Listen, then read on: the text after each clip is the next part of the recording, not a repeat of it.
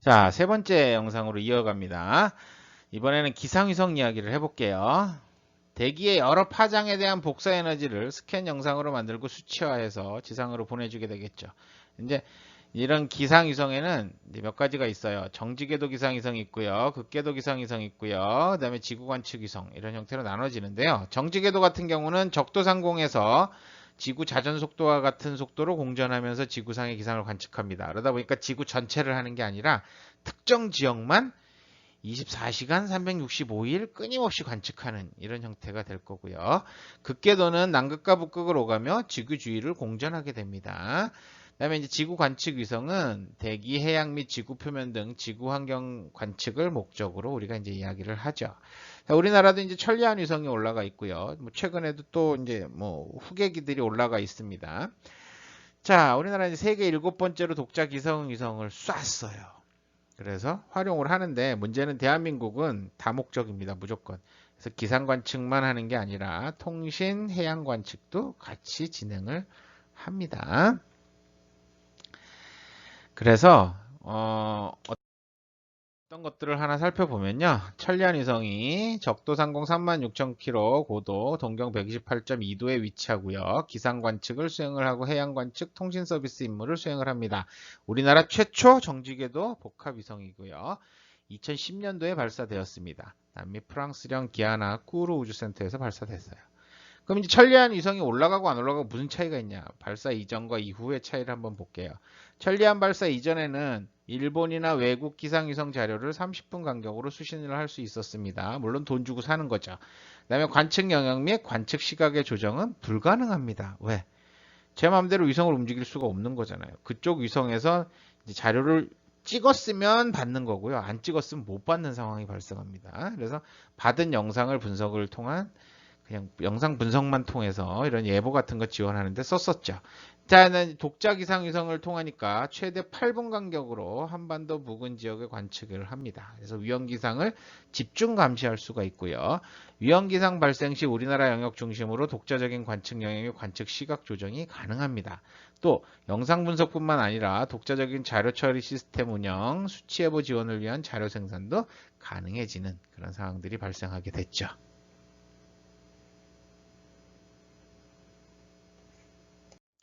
자, 이번에는 이제 기상 레이더입니다.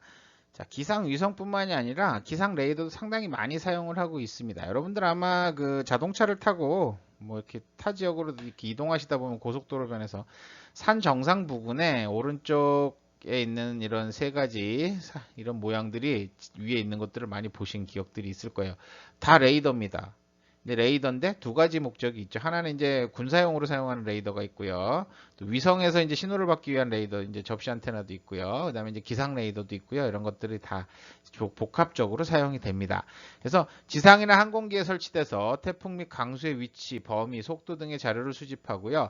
반사된 에너지의 강도를 측정해서 강수의 강도를 추정하기도 합니다. 우량계랑 이제 상호 보완해서 아직까지 우리나라에서는 이제 이 데이터가 조금 더 축적이 돼야 되지 않나라고 얘기를 하고 있고요.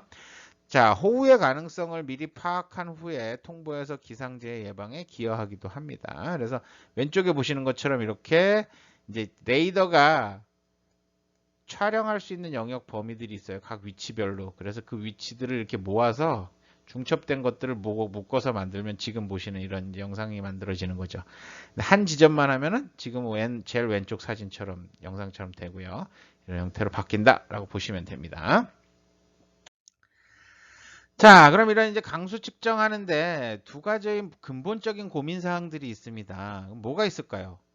강수량을 측정할 때 정확하게 측정하는 게 중요하죠. 비가 오는 양을 정확하게 측정할 수 있는지 하고요. 또 하나, 한 지점에서만 측정해서는 큰 의미가 없습니다. 그죠? 네, 정확하게 대한민국 전체에 오는 비를 측정하기 위해서 네, 고르게 분포시키는 것도 상당히 중요합니다. 그래서 이런 것들을 이제 살펴보면요. 온대 열대 및 지중해성 기후의 비교적 평탄한 지역 같은 경우는 보통 한 600에서 900제곱킬로미터당 한 개 정도. 그다음에 뭐 온대 열대 지중해성 기후와의 산악 지역은 100에서 250km당 한 개.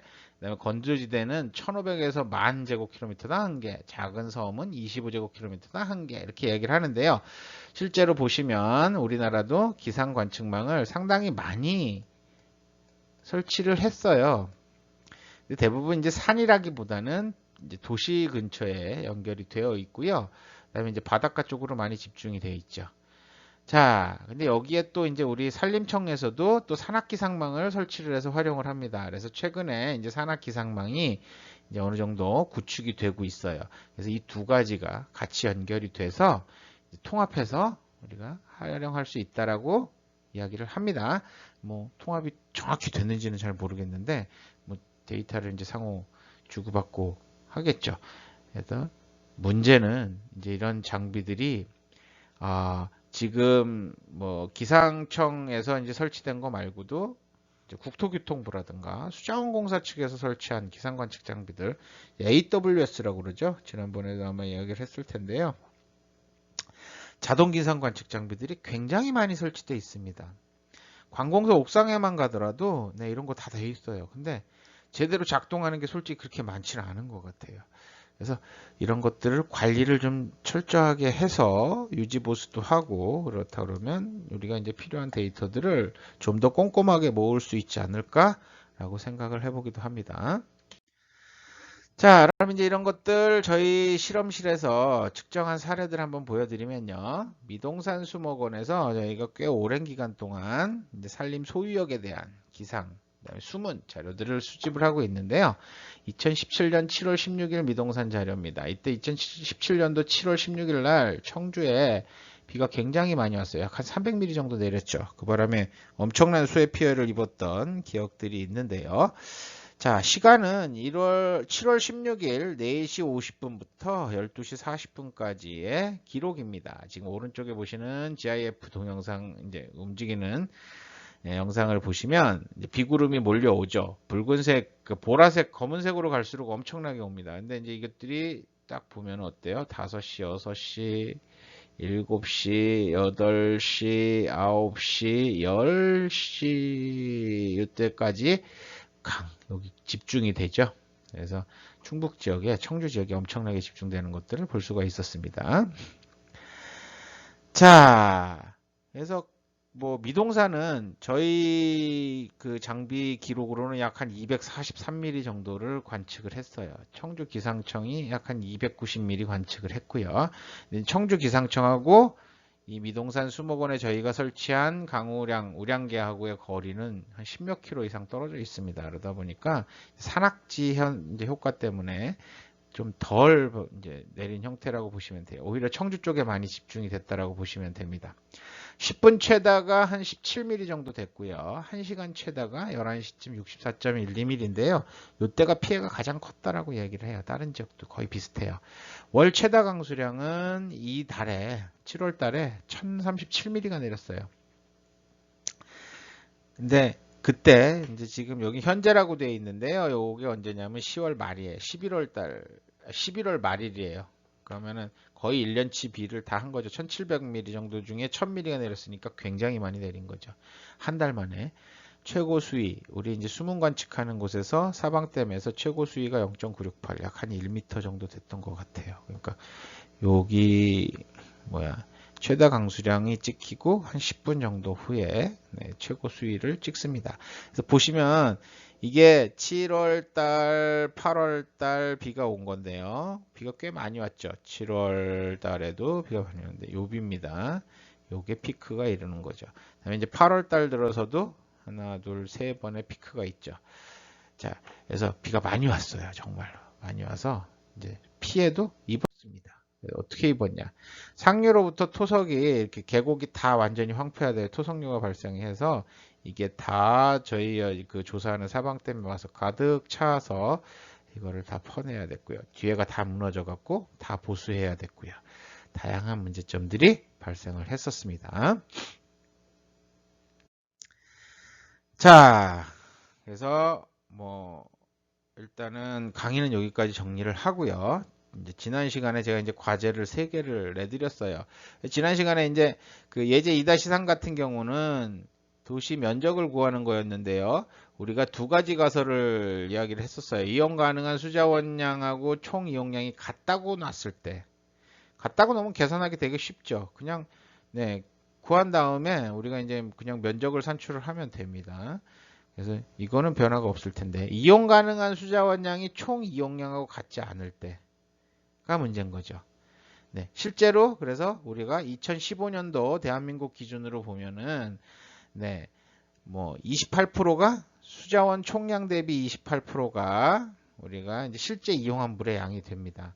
그러다 보니까 이제 이걸 거꾸로 계산을 우리가 이제 해보니까 이용 가능한 수자원량의 49% 정도만 우리가 실제로 썼다고 그래요. 그래서 실제 사용된 물량이 49%니까 그러면 우리가 다시 계산을 해본다 그러면 이용 가능한 수자원량이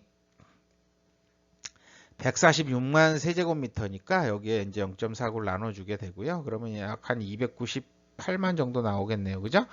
요 나온 값에다가 세제곱미터에다가 우리가 깊이, 평균 깊이로 나누면 면적이 계산이 됩니다. 나누면 네, 얼마 돼요? 662만 1315.2 제곱미터가 되고요. 뭐 이거 제곱킬로미터로 환산하면 약 6.62 제곱킬로미터로 환산이 됩니다. 여러분들 풀어보셨어요? 맞았나요? 아닌가요? 네.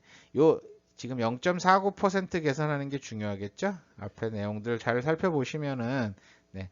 요게 왜 0.49%가 되는지 여러분들도 한번 계산해 보시면 돼요. 실제 사용량, 그 다음에 이용 가능한 수자원량의 비율을 계산을 해보면, 네. 요 정도 되더라고요. 그래서 49.1% 정도 되는데요. 네. 49%를 놓고 계산을 하시면 약 6.62 제곱킬로미터 정도 됩니다. 자, 다음 문제로 넘어가 볼게요. 이제 유역의 형태학에서 우리 여러분들 이제 유출구 A 지점으로 몰려드는 분수계를 그리시오라고 이야기를 했는데요. 자, 여러분들이 그린 그림하고 제가 그린 그림이 비슷한가 한번 보시기 바랍니다. 물론 이제 저도 채점을 하긴 할 겁니다만. 자, 제가 이제 빨간색으로 한번 그려 볼게요. 자, 여기 A가 유출구죠. 유출구 하천이 지금 여기서 수계가 형성이 돼서 흘러가는 단일 수계입니다. 그죠? 여기에 사방댐이 설치됐어요. 지난번 2017년도에 무너졌던데 여기입니다. 자, 그러면 분수계라 했으니까 비가 오면 물의 방향이 다르게 가는 쪽들을 찾으면 되겠죠. 여기는 물이 다 이렇게 갈 겁니다. 그죠? 여기가 능선이니까. 여기는 물이 이렇게 갈 거고요. 이렇게는 솔직히 거짓말이구나. 이렇게 가겠죠. 네. 경사면을 따라서 이동하니까 이렇게 될 겁니다.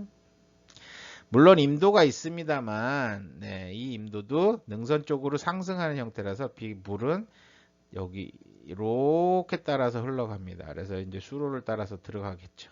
여기도 마찬가지입니다. 여기가 높지 않습니다. 등고선을 보면 그렇죠.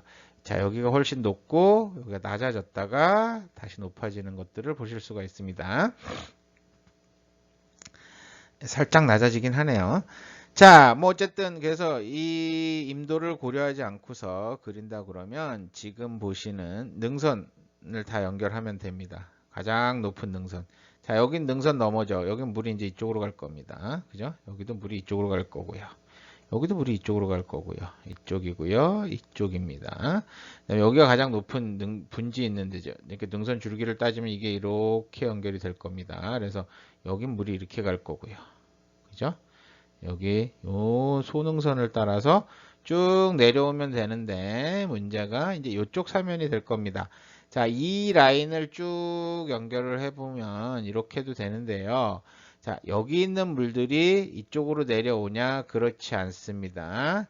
자연스럽게 이렇게 흘러가는 형태들이 되는 것 같아요. 그래서 실제로는 여기에 작은 능선이 하나 있어서 요 능선에 맞춰서 물이 내려온다라고 보시면 됩니다. 이렇게 만들면 됩니다. 그래서 지금 제가 그린 형태에 가장 비슷하게 그리셨는지 여러분들도 한번 검토를 해보시기 바랍니다.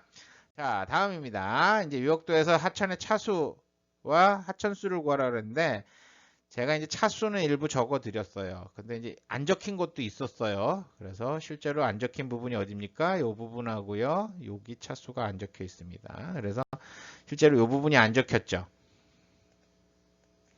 그래서 이 부분하고 이 부분을 차수를 확인을 해보도록 할 겁니다. 여기까지요. 그래서 실제로 한번 해보면요. 1차수 계산해 볼까요? 자, 1차, 여기도 1차, 그죠? 요거 1차, 요것도 1차, 요것도 1차, 요것도 1차, 요것도 1차. 여기도 1차입니다. YY니까. 그죠? 그러면 이제 시계 방향으로 한번 셀까요? 반시계로 셀까요? 하천에서부터 이제 1차가 몇 개인지 셉니다. 하나, 둘, 셋, 넷, 여섯, 일곱, 여덟, 아홉, 열, 열하나, 열둘, 열셋, 열넷, 열다섯, 열여섯, 열일곱, 열여덟, 열아홉, 스물, 스물하나, 스물둘, 스물셋, 23개입니다. 1차 수는 23개죠. 여러분들 맞으셨나요? 자, 1차 수는 23개가 나왔고요. 그럼 이제 1차와 1차가 만났을 때 2차가 만들어지죠. 보면 다 1차, 2차 만났습니다. 여기도 마찬가지입니다. 1차, 1차 만나니까 2차가 2개가 더 이제 생성이 됩니다. 자, 그래서 2차를 계산을 해보도록 할게요. 그럼 2차는 하나, 둘, 셋, 넷, 다섯, 여섯, 여기도 있네. 일곱, 그죠? 여덟, 아홉, 열하나. 11인가요? 네. 11가 될 것 같고요. 자, 그럼 이제 2차와 2차가 만나야 3차가 됩니다. 2차와 1차가 만나면 2차가 되는 거고요. 그래서 이제 3차인데를 찾아보도록 하겠습니다. 자, 그럼 여기 2차와 2차가 만나니까 여기 3차가 하나 만들어질 테고요. 그 다음에 여기 2차와 2차가 만나니까 3차가 생성이 됐습니다. 그럼 이걸 가지고서 우리가 이제 3차 개수를 한번 맞춰보면요. 자, 주변에 3차, 2차, 2차 만나서 3차가 돼서 여기 하나 있고요. 그 다음에 여기도 3차인데 이 라인이 잠깐 지울게요.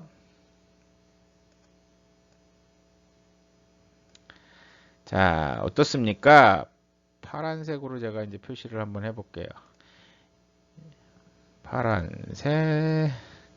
요 라인이 하나의 라인으로 연결이 되죠.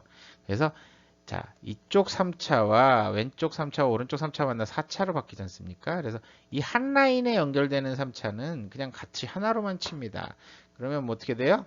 네, 3차가 하나, 여기서 하나, 그죠? 여기서 한 개, 여기 두 군데서 한 개. 그다음에 여기도 보면 3차가 여기 있는데 굵게는 신경 쓰지 마시고요. 2차, 3차 요거는 하나로 연결이 되는 거죠. 3차가 하나입니다. 총 3차가 몇 개입니까? 3개가 되는 겁니다.